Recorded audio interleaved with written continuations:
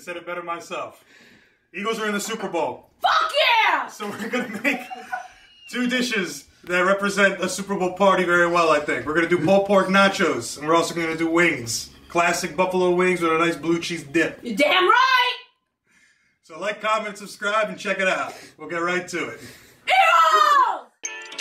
A shot of Henny, that's a plenty for the chef, yeah. The Jack Daniels, you can feel it in your chest, yeah. In the kitchen, got the mixer, got the spuds. Then I whip them while I'm sipping, cause it's sicker with a buzz, yeah. Ooh, we making bomb-ass food. Just one shot won't do. Not tonight, cause if I'm not hungover, then you know it isn't right, yeah. Alrighty guys, so Eagles, we made it to the Super Bowl. So I brought my friend over, the leading expert in all Philly sports, our good friend for years, friend of the show, fan of the show, Justin Pito. Pito! Come on in. How you doing, buddy? I'm well, how are you? Welcome to the show. We're going to make some nice pulled pork nachos, and then we're going to finish off with some wings made with that traditional buffalo sauce. So we got all our ingredients here. We're going to start off with the nachos, and then we're going to move on to the wing. So, first step in making our pulled pork nachos is the pork. Now you can do a variety of ways of cooking your pork. I've chosen to go sous vide. Pitmasters will tell you, hey, this is kind of like the pussy way of doing it, pardon my French, but I don't have a smoker yet. I'm working on getting a smoker. You could do this in a crock pot with like some Coca-Cola or whatever. I don't know. I don't like the sweet tastes when it comes to the nachos, you know, because we got cheese. It's more of a savory deal. So what I did is I took a pork shoulder, bone in, make sure you keep the bone in because the bone is where a lot of the flavor comes from, and I dry rubbed it with a Texan rub. Texan rubs are simple, they're easy, it's just kosher salt and a whole lot of black pepper.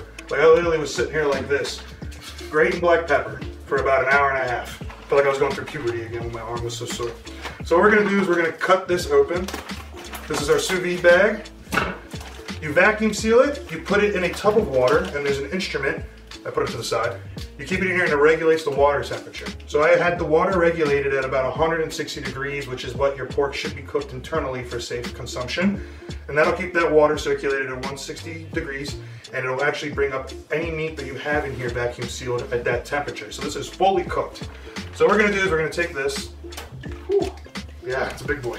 We're gonna drain out all of this liquid in here. This is all the fat that was rendered. You can actually save this and reduce it down into a sauce, which I normally would do with my pulled pork. But because this is going on nachos, it's gonna get lost in there. It won't do it any justice. And we're going to put our pork on a baking sheet. You can see all of the cracked pepper on there and the salt. Very, very nice. It smells phenomenal. It does smell really good. There we go. We're gonna actually throw this in our broiler because you can see it doesn't look very appetizing. It's gray. When we put it in our broiler, we're gonna get some color, crisp up the under-rendered fat, and it should be really tasty. As you can see, it's cooked. Like it's fork ready. See that? It's good to go. Very nice. So it's gonna go in there 10-15 minutes-ish. We'll see how that goes. So in our broiler, there we go. Put it on high. Okay, so what we're gonna do next is we're going to pickle some jalapeno peppers. While I'm doing this, I'm gonna ask you to grate the cheese on the fattest setting, or the biggest holes here. What we're doing is we're gonna make a salsa con queso. What we need is about 2 pounds of sharp cheddar, and to offset that, we're doing another 2 pounds of pepper jack. It'll add a nice little spice, and while he's doing that, we're gonna start working on our brine.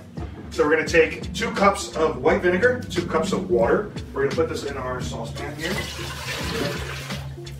Put that on high. To that mixture, we're going to be adding 1/4 cup of granulated sugar. All that in there. We're going to add about 3 tablespoons of salt with some black peppercorn. And we're going to add 4 cloves of garlic that are crushed.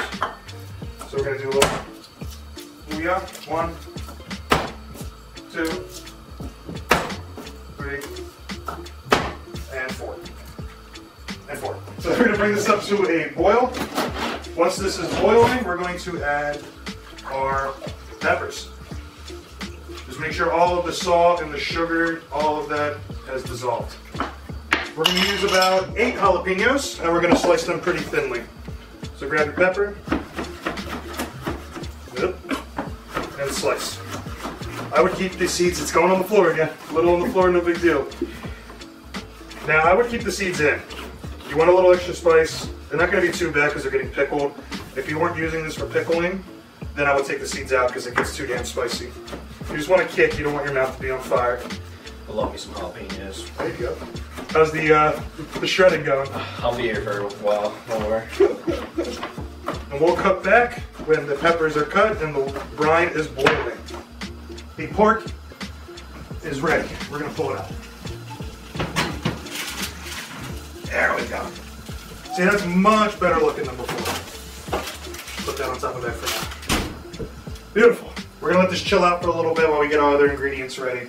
It's probably better. We're going to let it settle, let the fat kind of get together and all the juices to form. So our solution is boiling. That means it's ready to go. What we're going to do is we're going to top in our jalapeno rings. We're going to give this a quick stir. And then we're going to turn the heat off and let this cool completely. And you'll have pickled jalapenos. It's a quick pickle method. It makes a regular vegetable elevated. It adds that briny, that funky taste, and it's going to go super well with the richness of this pork over here and the extra richness from all the cheese that we're going to be making in just a moment. So let's let this cool down and we'll come back when we're on to the next step. How we doing, Juan? How's the cheese coming? Damn, I'm asleep right now, I'll be honest with you. While he's doing that, we're going to shred this pork. So if it's good, it should just shred, and it does. Look at that. It's amazing. Beautiful. Now, we used a bone-in pork because that's where all the flavor comes in. This is cool enough where I can just touch it. So we should be able to just, oh yeah. Come on. There it is. Give that to your dog. Give that to Rex. We're just gonna shred this up. You could use 2 forks, but I'm a man, I like using my hands. And it's not that hot, but for average people, probably use 2 forks. My hands are all calloused. We want this in nice chunks. I wouldn't say too over shredded. You want to have nice chunks with your nachos. I like to have like a good piece of pork fat, pork meat right on that shit with the queso and everything. And that's a nice savory single bite. And that's the point. We're gonna go ahead and shred this and we'll come back when it's all good to go. Look at that. So now we're gonna make the roux. Again, the basis for our sauce here, the queso sauce. We're gonna start this on medium. We're going to add 2 tablespoons of butter. We're going to add equally 2 tablespoons of flour. And we're gonna melt this down until the raw flour smell dissipates. We're at the point of our roux where we can slowly stream in milk. We're gonna do about 1.5 cups of milk, and you want the milk to be as cold as possible. So Peter, if you wouldn't mind grabbing me that milk. Milk. So 1.5 cups, you're gonna slowly stream it in while I whisk. So a little at a time. You wanna constantly whisk so you don't get lumps. Right, here you go. There you go. Little at a time, keep going, you're good. Both strings. Okay, stop for a minute. Okay, whisk, whisk, whisk, whisk, whisk. This is where I mess up. Yeah, you're good. You're good. Go ahead. A little stream. Last time we did this, I found roux on the ceiling. That should be good for now. All right, we're gonna swap because my arm's gonna fall off. Oh, here we go. Whisk, whisk, whisk, whisk, whisk. This is when it gets ruined. No, you're good. You're good. It's looking actually really, really good.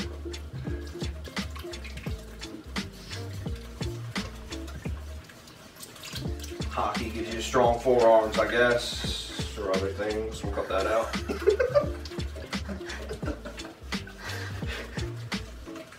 The family show. It's a lot of lonely nights help make a roux. Beautiful, look at that. That is a good roux. Now what a roux is going to do is going to really thicken up this cheese sauce, all right? We're going to make a delicious queso that's going to go all over the nachos. Honestly, I might even bathe in it because I love this stuff so much. So what we're going to do now that we got the roux going, we're going to add all of our cheese that Pito so graciously grated for us here. Let's add all of it. It's going to be a thick boy again like last time. Need to get a... There we go. Pick the spatula over here. Okay. Peter, why don't you go in the fridge and grab the whole milk that's there. We're going to add a little bit more. It's a little thicker than I'm looking for. Just a dab will do you. Say when. Go ahead. Say when. That's good. Alrighty, we're going to cut until this is ready to go because this is going to take a little bit. All Alrighty, so our cheese sauce is pretty cheesy. What do you think, Peter? It's looking cheesy to me. I want to use this as hair gel. So now we have, what we're going to add to it now is our diced tomatoes with habanero peppers. It's going to add a nice kick to it. We're just going to add that right in there. And then we're going to stir this around just to incorporate it. And now we have our salsa con queso. So we're just going to keep this on the back burner, on low, just to keep it warm and pliable. There's no more cooking that needs to go with this. We just want to make sure that it's easily spreadable. And it looks good. I'm actually really happy with it. Look at that. You can do that at your local Carrabba's. You're not going to be happy. That's not Carrabba's. What is this place called? Hey, what's that place called? On the Border. You get this on your local On the Border. You're going to be real happy with it. Carrabba's is Italian. Yeah, I know. Alrighty, we're going to move on to guacamole. We'll see you there. So what we're going to do is we're going to take 3 avocados. Obviously, we're going to peel them, cut them up. We're going to take some shallots. Normally you would use a white or a red onion, but I love shallots, and I like to make that very evident because we use shallots in almost every episode of the show. Right? It's like a cracked out onion. More flavor, more taste, and they're fun to cut. With that, we're going to also add some jalapeno and just a squirt of lime and cilantro. So we're going to get started. So Peter, why don't you go ahead and cut that in half right down the top. Watch your fingies. Oh yeah. Watch your phalanges. So what you're going to do now is you can take the avocado and kind of just cut lines down like this. And then again on this side. Don't drop it like I did. And then when you peel it out, it's good to go. Just put it all in this bowl. You take the spoon and you can kind of just There it is. scoop it right out. Now it took me quite a while because we are in the dead of winter right now to find some good ripe avocado. Especially it's already hard enough to get a good ripe avocado. I sat there for like 20 minutes squeezing them. Everyone was staring at me. I felt like an idiot. But you want to get an avocado that isn't too firm but isn't super squishy. You want somewhere in the middle. Like you can poke it like this. It'll leave an indent, but you're actually kind of like working to make that indent. If it just goes right through, then it's rotten. If you can't make an indent at all, it's not ripe enough. Find another one. If you're using them day of. If you need them like a couple days later, you just leave them in your pantry. They'll be good to go then. Now the shallots, we kind of want a nice small dice. We dice onions all the time here. You know what I'm doing already? You done already? Oh. Thank you, sir. No problem. I was like, that was quick. You should work on my kitchen. There we go. Nice, even, small dice. God, I love this knife. There's nothing more satisfying on this planet than having a dope-ass, sharp-ass knife. Take this, we're going to throw that in there. You like that little trash hole? I do. Everybody always likes to talk about my trash hole. First thing they say when they come over, like, oh my god, that's such a nice trash hole. Can I put my garbage in it? I'm so sorry that Amanda's father is gonna have to watch this. Shout out Steve. Alrighty, so he's got that going. I'm gonna start prepping the cilantro, as Maddie Matheson likes to call it. Again, like I always say when it comes to these leafy greens, ball it up, keep it in your fingers, and you can just go to town. Easy as that. I'll scoop that up and throw that right in there. We're going to take our jalapeno. You always want to make sure that you're wearing gloves when you're doing this. I'm not wearing gloves. It's a class A mistake. You don't want to go to the bathroom and then be screaming when you come out because your hands are still covered in these jalapeno seeds. It's never fun. We're just going to do a small dice with this as well. You can even use a half a jalapeno. Watch your fingers. It depends how much spice you like. This, I'm now realizing, is probably going to be pretty spicy, but that's okay. Everybody in this household, except for one person, likes spice and they don't have to eat. Take one whole lime. We're going to cut it down. That's why we buy these things. We might as well use our tools. Look at this. Might as well worry about the seeds at all. There we go. I'm having trouble, but it's okay.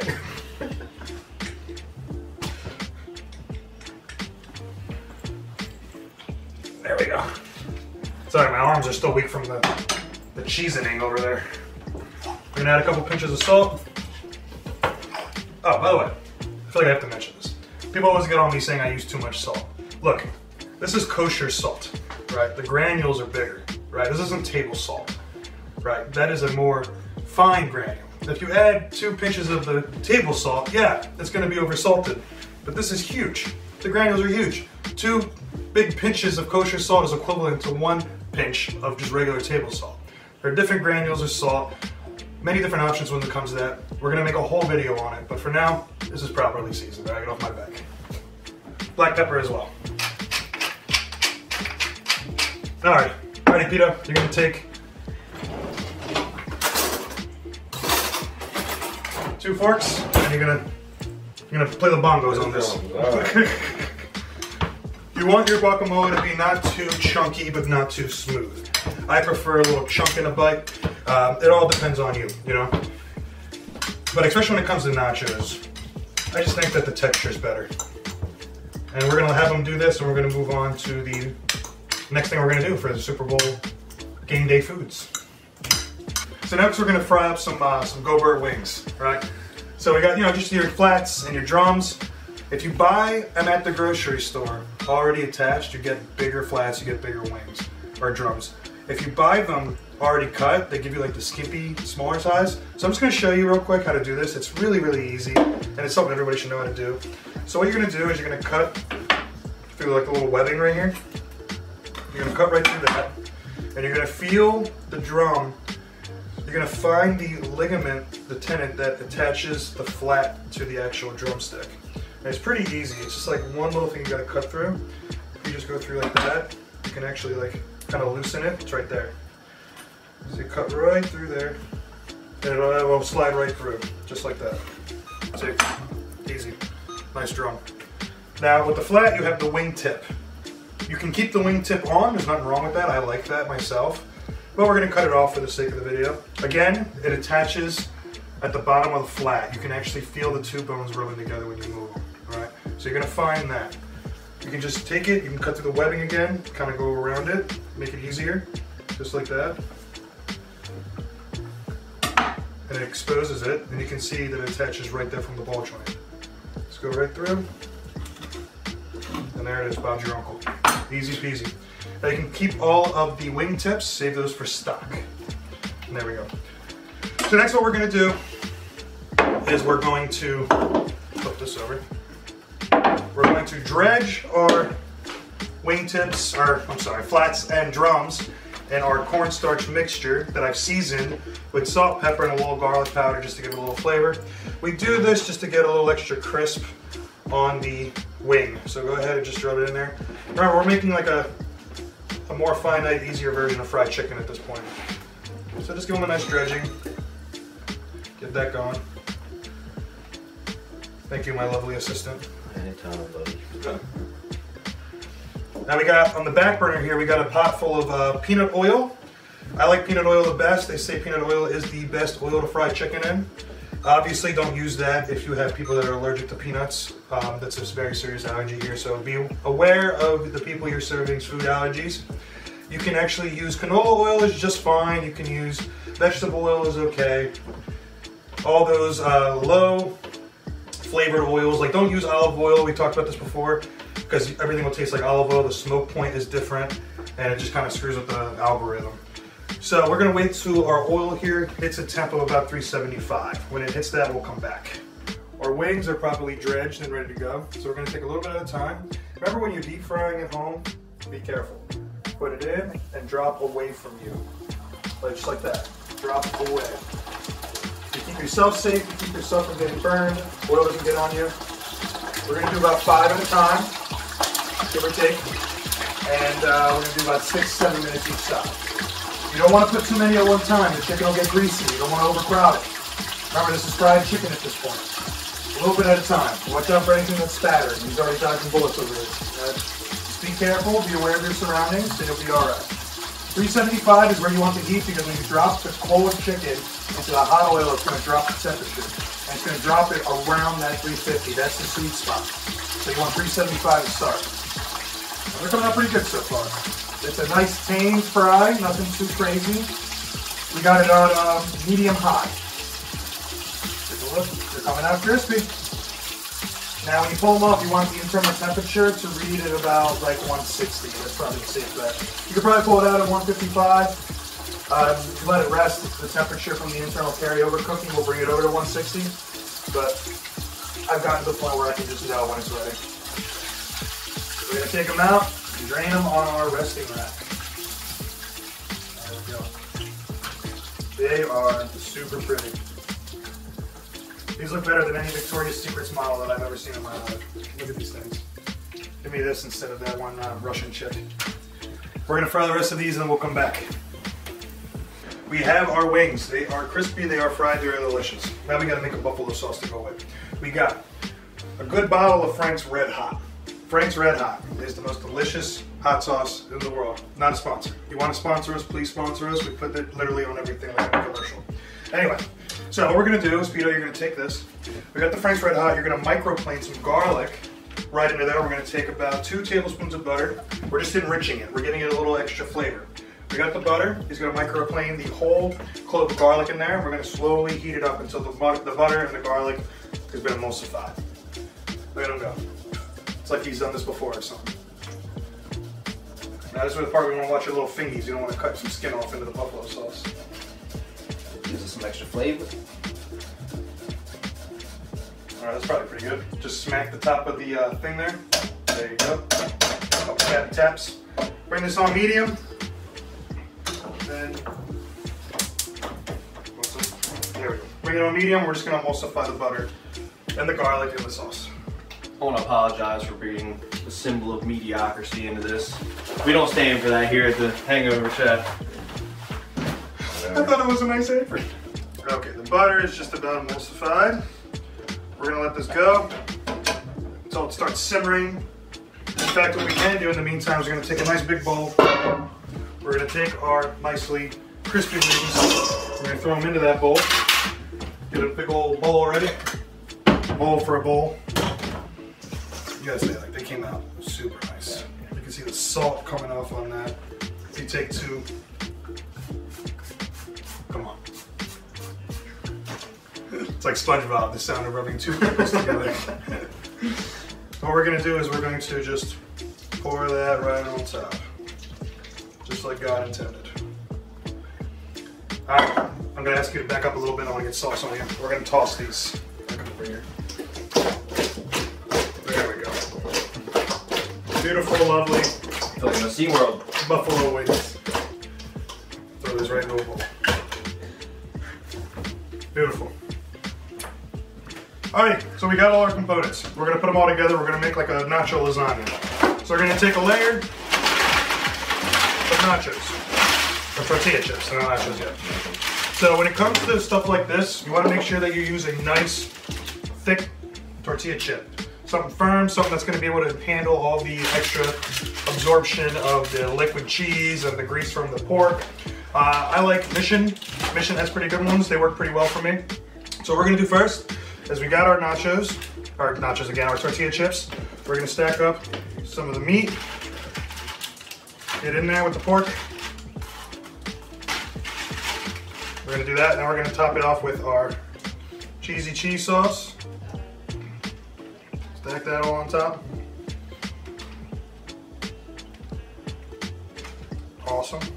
And then when we have that, we're going to top it with our mixed veggies. We got some some red onion that I like, some tomato as well. There we go. And then we're going to top it with our pickled jalapeno peppers, which turned out freaking fantastic. Be generous. And then we're going to add another bag of tortilla chips. Stack those back on top. Hold on, check it out. You got it. Spread those around evenly. Again, we're going to rinse and repeat. We're going to add our pork. Take meat up, please. Yes, sir. Add all of that lovely pork. And we're going to add, there you go. We're going to add some more of our cheese.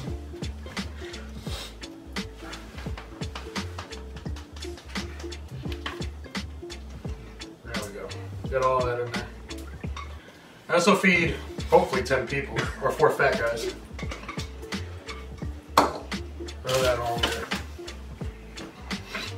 We're gonna add our, what was our process? Ah, thank you. Our veggies. Again, this is gonna add some texture, it's gonna add some extra flavor. And then the rest of our jalapenos. Spread those out. It's okay if it's flying everywhere, just pick it up and place it back. And then when we do all that, we're gonna place this in our oven. Oh my God, this got heavy fast. We're gonna place this in our oven at 350 for 15-20 minutes. Just to kind of help melt everything and kind of toast it. That's a hell of a nacho plat. The Eagles better fucking win. Alright, so the nachos have been toasting in the oven. They are ready to go. We are gonna pull these bad boys out and we're gonna add our final fixins. Huzzah! There we go. Oh yeah, baby. That's what your mama asked for. Look at that. What do you think, Juanita? Let me get one of them real quick. So we're gonna add some amazing guacamole right on the top here. Juanita's dying in the background. That's what happens when you're an Eagle McBeaver, man. Now your whole roof of your mouth is burned. Patience, man, patience. I got that. We're gonna add some sour cream on the other side. Big old scoop. There we go. Let's see Chipotle do this. Yeah, let's see Chipotle do this. All right, so we have our game day nachos. Beautiful pulled pork nachos with all the fixins. Perfect for any game day Super Bowl party.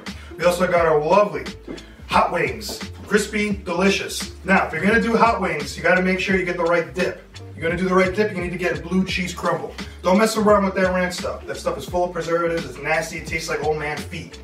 When you get this, we got some fresh, beautiful blue cheese crumble that I went ahead and mixed together with a little bit of white vinegar, a little bit of sour cream, salt, pepper, a touch of garlic powder. You don't need nothing else. It's the perfect accompaniment. So we get our wing, get a nice flat. Go ahead. We got a nice wing, we got our flat. Go ahead and wiggle the bone out. Look at that, it's perfect. Beautiful. Oh, dip that in there. Ain't wrong bad. It's delicious. It's perfect 10 out of 10. Go ahead, try some of these nachos, Peter. I don't want to hurt myself again.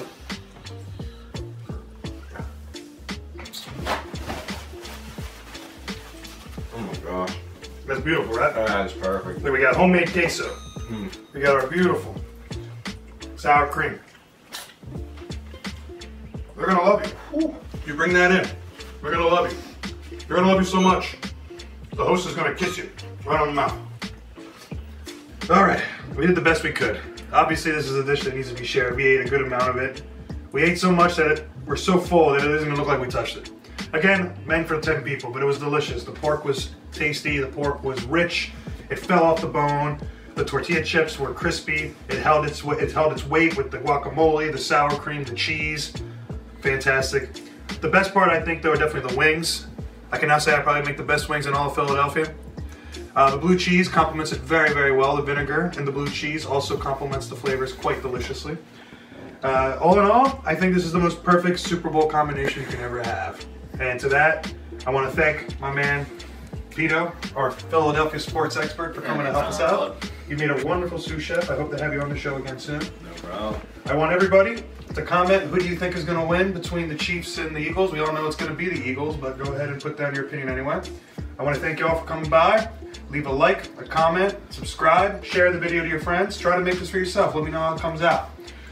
Thanks for stopping by and have a beer on me. Go Birds! Go Birds! Go Birds!